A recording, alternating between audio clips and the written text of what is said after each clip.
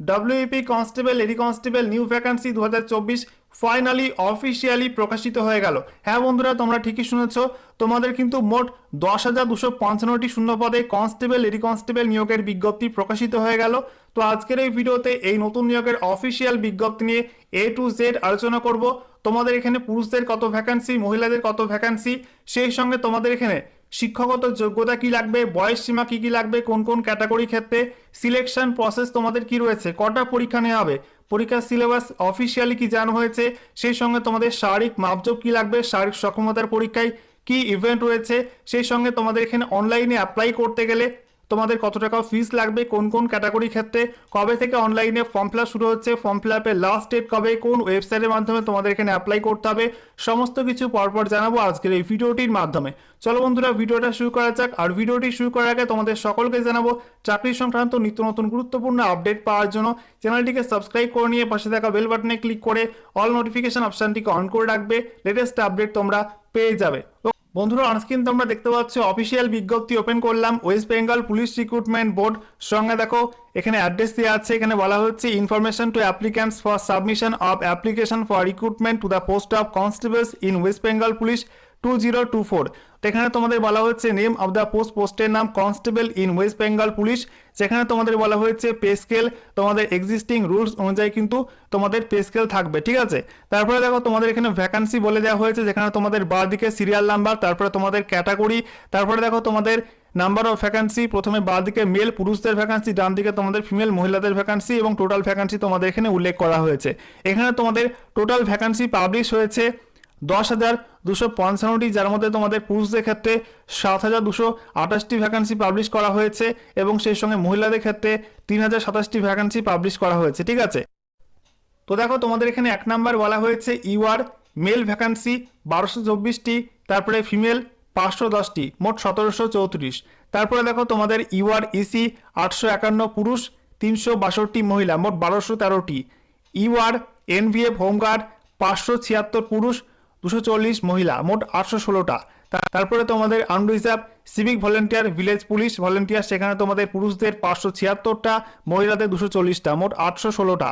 তারপরে তোমাদের ইডব্লিউএস পুরুষ 576, মহিলা 240, মোট 816টা। তারপরে তোমাদের ইডব্লিউএস ইসি পুরুষ 197, মহিলা 83, মোট 280টি। তারপরে দেখো এসসি ক্যাটাগরি ক্ষেত্রে বলা হয়েছে পুরুষ 720টা, মহিলা 300, মোট তোমাদের 1020টা।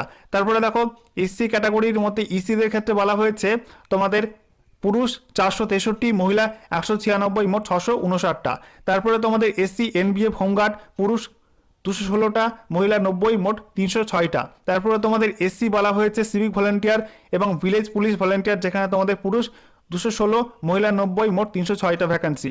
তারপরে তোমাদের এসটি ক্যাটাগরি পুরুষ 144, মহিলা 60টি, মোট 204টি। তারপরে তোমাদের এসটি ইসি পুরুষ 133, মহিলা 56, মোট 189।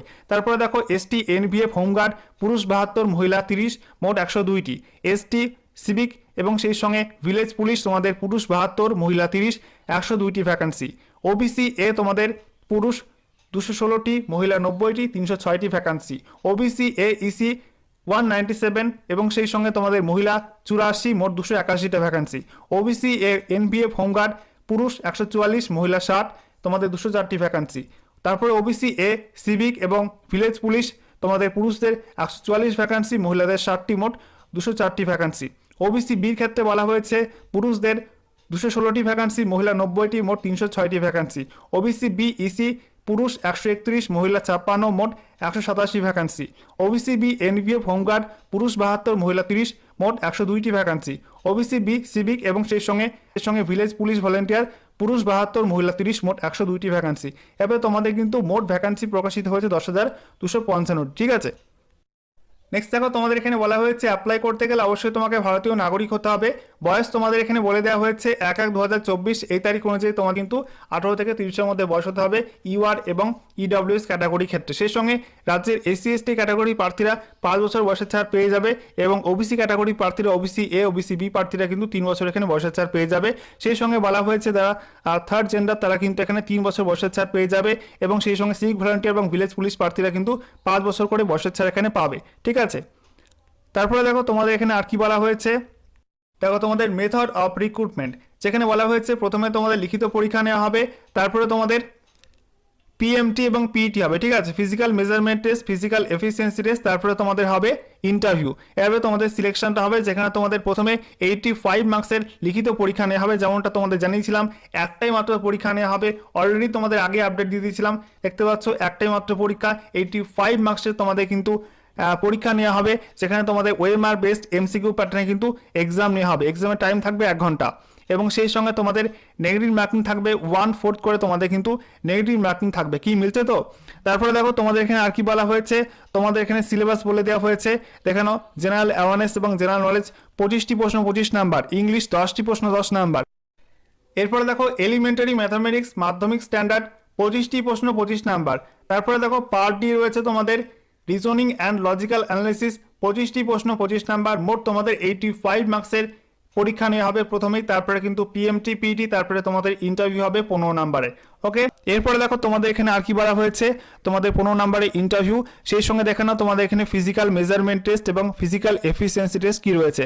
যেখানে তোমাদের বলা হয়েছে প্রথমত পুরুষদের ক্ষেত্রে তোমাদের গোর্খা, গাড়োয়ালি, রাজবংশী এবং এসটি প্রার্থী হয়ে থাকলে হাইট লাগবে 160, ঠিক আছে, 160 সেমি। সেই সঙ্গে ওয়েট তোমাদের লাগবে 53 কেজি। সেই সঙ্গে তোমাদের চেস্ট লাগবে না ফুলে 76 সেমি, ফুলে তোমাদের 81 সেমি করতে হবে। এছাড়া এই সমস্ত ক্যাটাগরি প্রার্থী বাদে বাকি সমস্ত ক্যাটাগরি ক্ষেত্রে তোমাদের এখানে লাগবে 167 সেমি হাইট, সেই সঙ্গে 57 কেজি ওয়েট, এবং চেস্ট বলা হয়েছে না ফুলে 78 সেমি, ফুলে তোমাদের কিন্তু 83 সেমি করতে হবে। তারপরে দেখো তোমাদের মহিলাদের ক্ষেত্রে বলা হয়েছে গোর্খা, গাড়োয়ালি, রাজবংশী, এসটি প্রার্থী হয়ে থাকলে তোমাদের 152 সেমি হাইট লাগবে, এবং সেই সঙ্গে তোমাদের বলা হয়েছে তোমাদের ওজন লাগবে মিনিমাম 45 কেজি। তারপরে তোমাদের বলা হয়েছে এই সমস্ত ক্যাটাগরি প্রার্থী বাদে বাকি সমস্ত মহিলা ক্যাটাগরি ক্ষেত্রে তোমাদের হাইট লাগবে 160 সেন্টিমিটার। সেই সঙ্গে দেখো তোমাদের এখানে ওজন লাগবে 49, ঠিক আছে, 49 কেজি তোমাদের ওজন হতে হবে। দেখতে পাচ্ছ তোমাদের জানিয়ে দিয়েছিলাম তোমাদের কিন্তু হাইটটা কমছে না, তেমনটাই কিন্তু এখানে হয়েছে। তারপরে দেখো তোমাদের এখানে থার্ড জেন্ডার কি বলা হয়েছে, থার্ড জেন্ডারের ক্ষেত্রে বলা হয়েছে গোর্খা, গাড়োয়ালি, রাজবংশী এবং এসটি প্রার্থী হয়ে থাকলে 155 সেমি তোমাদের হাইট লাগবে, ওজন তোমাদের হতে হবে 48 কেজি।